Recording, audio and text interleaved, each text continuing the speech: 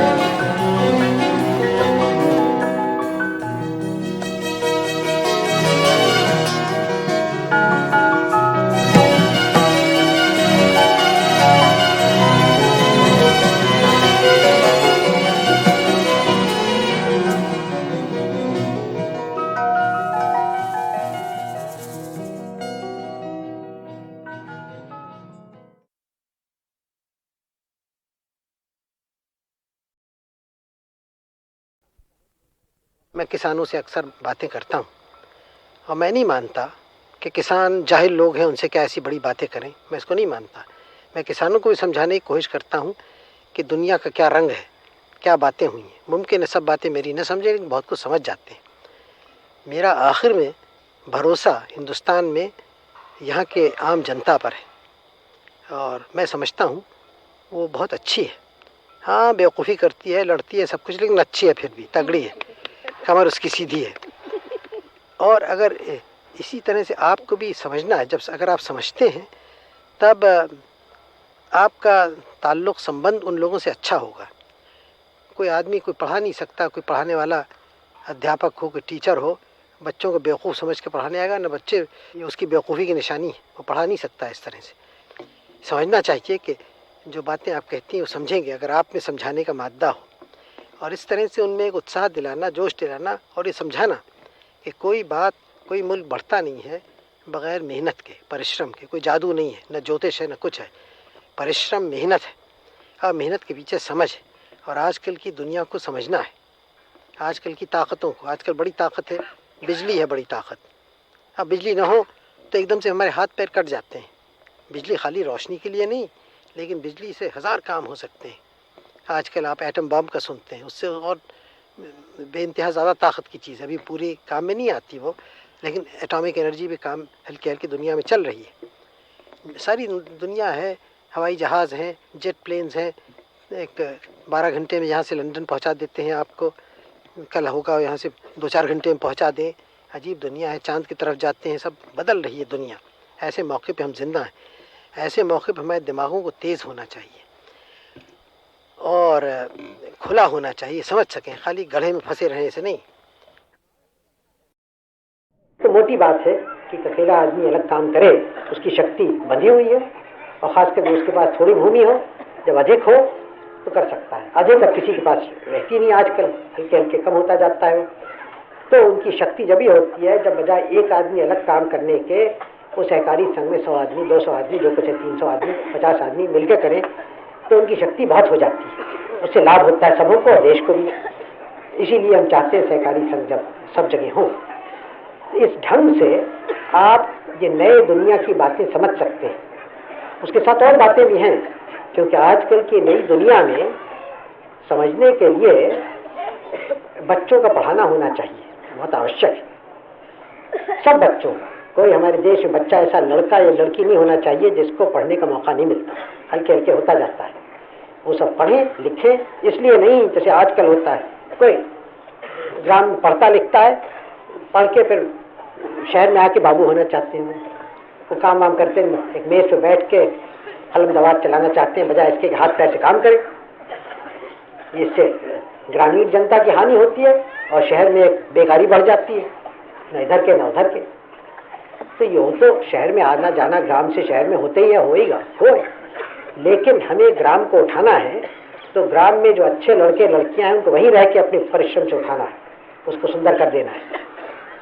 तो गरज के हमें हमारे सामने ये बड़ी क्रांति आई है, हम चाहते हैं आए, जिससे हमारे ग्रामीण जनता आजकल की दुनिया में कदम रख सके, वो तरीके सीखे। बहुत सारे तरीके हैं। मैंने आपसे कहा ट्रैक्टर छोड़ दिया आप, मामूली आपके हल अच्छे हों। मैं नहीं जानता, बहुतों के पास होंगे नए हल। अब हल तो बड़ी सीधी सी चीज़ है, बहुत महंगी भी नहीं है। 40, 50, 60, 70 रुपए के हल मिलते हैं अच्छे आजकल। पुराने हमारे हल हैं, वो कहीं कहीं मैं देखा, वो तो जैसे कोई 2000 बरस हुए हल चलाते, तो वैसी हल अब भी है। दुनिया बदल गई लेकिन हल वैसे ही है, जिससे भूमि को जरा खुरच देते हैं, ऊपर से नाखून से किसी में खुरचाते हैं। अब उससे क्या लाभ? नए हल हैं, बहुत महंगे नहीं है। आपकी एक फसल में उसके आप 10 गुना कमा लें अगर हल अच्छा हो, तो हल अच्छा हो। और भी छोटे छोटे औजार हैं, इम्प्लीमेंट्स हैं, सस्ते हैं, तो 10, 20, 50 रुपए ज़्यादा के नहीं। सबसे आपका काम आसान हो जाता है, अधिक काम कर सकते हैं। भारत में बड़ी बड़ी नदियां हैं, प्रसिद्ध नदियां, ऐतिहासिक नदियां।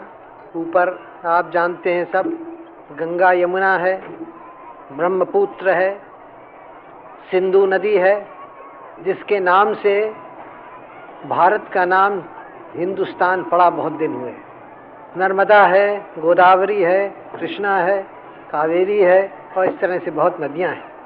हमारे इतिहास में और सब देशों के इतिहास में नदियों ने एक बड़ा भाग लिया है और अक्सर नदियों की पूजा तक हुई है, जैसे हमारे देश में, क्योंकि इतना वो देश को इतना लाभ पहुंचाती हैं, इतना फ़ायदा पहुंचाती हैं कि उनकी बहुत कदर हुई है।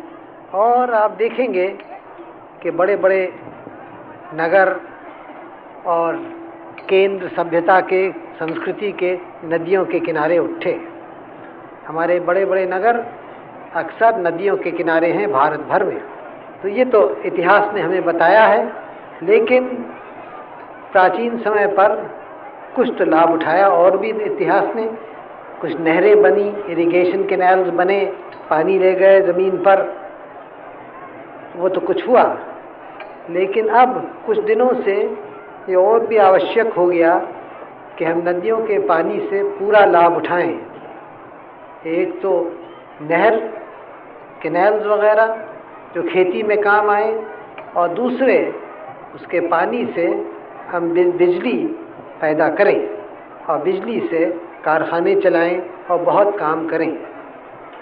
तो इससे नदी का पूरा पानी काम में आ जाए और इससे जनता का लाभ हो। अपने समाज का नक्शा जो अपने दिल में बनाया है वो है समाजवाद का, जिसके माने मोटी तौर से ये हैं कि हम सब लोग देश में खुशहाल हो जाएं और ऊंच नीच कम हो। कुछ न कुछ रहेगी तो रहे, क्योंकि लोगों में फ़र्क होता है, लेकिन हर एक को मौका मिले तरक्की का। और ये जो आजकल की गरीबी है वो निकल जाए और आजकल की मुसीबतें हैं वो चली जाएं। ये तो हमारी पुरानी लड़ाई है और इसका हम सामना अरसे से कर रहे हैं। तरक्की भी कुछ हुई है और यकीनन होएगी, लेकिन उसकी तरक्की पर भी तभी हो सकती है जब हम उसको मिलकर ज़ोरों से मुकाबला करें और छोटे छोटे झगड़ों में न पड़ जाएं। कौन के सौदे पे है, कौन एक कुर्सी पे बैठता है, लेकिन इस सब का मुकाबला करें। इसीलिए हमारी योजना कमीशन बना था। योजना कमीशन ने बहुत काम किए हैं और करेगा, लेकिन इन सब बातों के पीछे लोगों के काम है, लोगों की मेहनत है, परिश्रम है और लोगों की दिल की बहादुरी है। जो चीज़ें हमारे देश को कमज़ोर करती हैं, एकता को कम करती हैं, वो चीज़ें ख़तरनाक हैं, गलत हैं। उनको हमें उनका मुकाबला करना चाहिए। तो आज के दिन या कल के दिन आप प्रतिज्ञा लेंगे जनता की एकता के, राष्ट्रीय एकता की, और कहेंगे कि मैं अपनी मातृभूमि की स्वतंत्रता और अखंडता की रक्षा करने के लिए भारतीय जनता के पुनीत संकल्प को दोहराता हूँ, चाहे इसके लिए कितना ही लंबा तथा कठिन संघर्ष क्यों न करना पड़े और चाहे बड़ी से बड़ी कुर्बानी क्यों न देनी पड़े। मैं राष्ट्र की एकता और शक्ति को बढ़ाने के लिए दृढ़ता से काम करने का संकल्प करता हूँ। ये प्रतिज्ञा तो आप लेंगे, मैं लूँगा, हम सब लेंगे, लेकिन इस प्रतिज्ञा के माने समझ लीजिए। बाज़ लोग बड़ी हिम्मत दिखा देते हैं जब वो सोचते हैं कोई लड़ाई के मैदान में जाके क्या क्या करेंगे, लेकिन असल हिम्मत होती है, असल वीरता होती है रोज़मर्रा के काम में। आप अपने रोज़ के काम में ये राष्ट्र को मजबूत कर रहे हैं, राष्ट्र की एकता बढ़ा रहे हैं या कमज़ोर कर रहे हैं। हमारे राष्ट्र में हर तरह के लोग रहते हैं, बहुत धर्म है, सब धर्म हमारे देश के धर्म है। अपने धर्म पे हम रहें, यह हमें अधिकार है, उसकी सेवा करें, लेकिन दूसरे धर्म का भी आदर करें और याद रखें कि दूसरे धर्म वाले भी हमारे देश के हैं और उनका भी साथ देना, उनकी रक्षा करना और उनसे सहयोग करना हमारा कर्तव्य है। बहुत दिन हुए, 2000 बरस से ऊपर सम्राट अशोक ने कहा था कि हम अपने धर्म की सेवा करें और दूसरे के धर्म की भी सेवा करें, आदर करें उसको, तब हमारे धर्म की दूसरे भी सेवा करेंगे। ये पुराना भारत की संस्कृति रही है और इसी ने भारत का नाम बढ़ाया और इस समय तो किसी कदर दुनिया की हो गई है ये, तो और भी ज़रूरी है कि हम अपने सामने पुराना आदर्श रखें। चाहे धर्म हो, चाहे भाषा हो, चाहे अलग अलग भारत के भाग में, प्रदेशों में हम रहते हों, हमें याद रखना है कि भारत एक है।